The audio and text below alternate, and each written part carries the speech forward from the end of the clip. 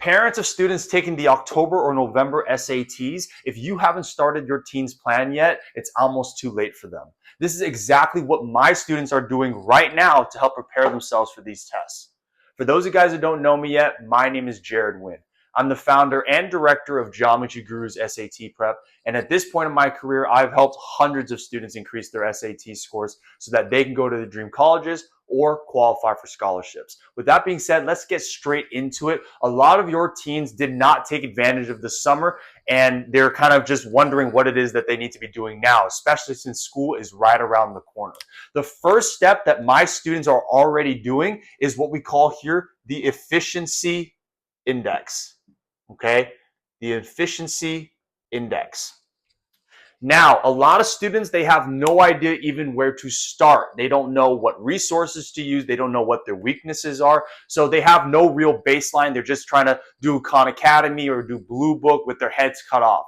So what we had to do first is that we had to do the efficiency index so that we can understand exactly which of the 64 SAT concepts do they actually need the most help on.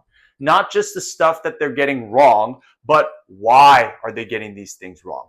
Because reality, there's only 3 reasons why you would ever get something wrong on the SAT. Number 1, you just don't know it. That one's pretty straightforward. You never learned it before, or maybe you forgot it. Second one is timing. Like they know how to do the problem, but they don't know how to do it in 60 seconds or less. Third one is a combination of both. It's fatigue. Like they spent so much time on the beginning portion of the modules that by the time they got to the end part of the modules, even if they know how to do the problem, they were just too tired, too fried to really demonstrate what they already know how to do. So students end up working on the wrong things. The problem is if you don't know exactly why you're making the mistake, then I don't care how much, brute force practice problems you try to do, your teen will never get to that underlying issue as to why they're making the mistakes.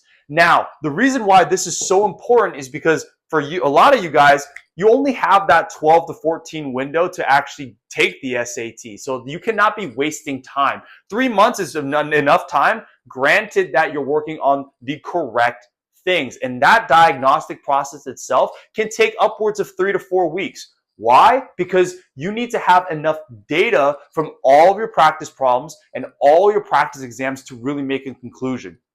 There are things such as false positives, false negatives. Some things initially that you thought were a weakness may not be a weakness. Some things that you may think were not weaknesses actually are weaknesses. So you need to have enough data in this step to actually draw any real conclusions. All right. So that's why it's important that, it was important for my students that they're taking the October, November exams, that they have this set up in the first few weeks. Once you understand exactly which of the concepts you need the most help on, now we do here what we call the pressure protocol. Okay, the pressure protocol. Once we understand what they need the most help on, now we give these students real SAT problems that mimic the same types of problems that they're missing right now, except we make those problems slightly harder and timed as well. Now, yes, this is where, clinics, one-on-one sessions, that comes into play so they learn the concepts, the techniques, the strategies, right? Of course, but they need to be able to learn how to do these problems in an environment that is slightly harder than the real thing. So by the time they see the real thing, they're just like, yep, I've done this a million times. It feels like nothing to me. Because what a lot of students do is that they just focus on concepts and they know how to do the concepts in 5 minutes. But then the moment they're put into this test-like environment, they just crumble completely because they never practice with the adequate pressure that is needed for the real thing. Now, once we figure out step number 1 and step number 2, we move on to what we call here the test simulation. The test simulation. Now, the test simulation accomplishes 2 things.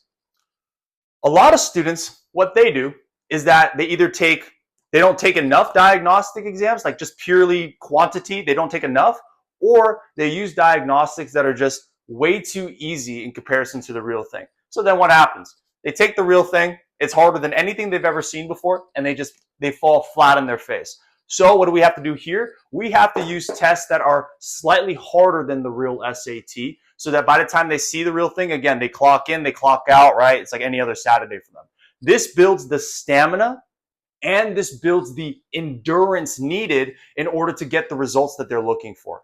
Because they can understand the individual concepts and the individual strategies, but if they don't put it all together, then they're going to be in trouble. Let me put it this way. The pressure protocol is more along the lines of individualized, isolated things that they need to work on. For example, if your students are athletes, then imagine, the game specific drills. Like for basketball, the cone drill, for football, the Oklahoma drill, right? Very specific things. Think of the test simulation as the scrimmage. That's putting it all together, because obviously you're not going to just be doing the game drills the entire time, right? Or if you're a musician, you're not going to be working on one specific scale the entire time. You got to put it all together. That's what the test simulation is for. Now, the second reason why we need the test simulation is because, hey, is it possible to diagnose weaknesses off of tests that are too easy? No, it's impossible, because you're getting everything correct. You're not there's no weaknesses that are actually exposed on a test that's too easy. So once we do the test simulation, you guessed it, go straight back into the efficiency index so that we can re-diagnose weaknesses and make sure that we have enough data again to repeat this process over and over and over again. Now, why is the time frame best between 10 to 12 weeks? Why do I usually turn away students that only have 4 to 6 weeks or 6 weeks or less? Is because, again, this process right here needs to be repeated over and over and over again consistently. Okay? Obviously, if you do this just one time, that's not going to be enough. You got to do this over and over again, because what's going to happen is you're going to notice that A, your weaknesses change, and B, your weaknesses evolve. Like, for example, if you're scoring an 1100, your weaknesses are not going to be the same as when you're scoring a 1350. It just makes sense. So we got to make sure, that's why we got to do this over and over again.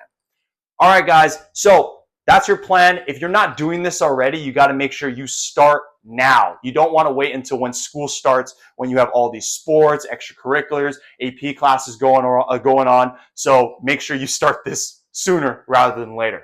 All right, guys, that's it for today's video. If you guys need help applying this to your teen's unique situation, all you need to do is send me an email, send me a DM. I'd be more than happy to help them out. No obligations, okay? Have a great rest of your day. I'll see you guys in the next video.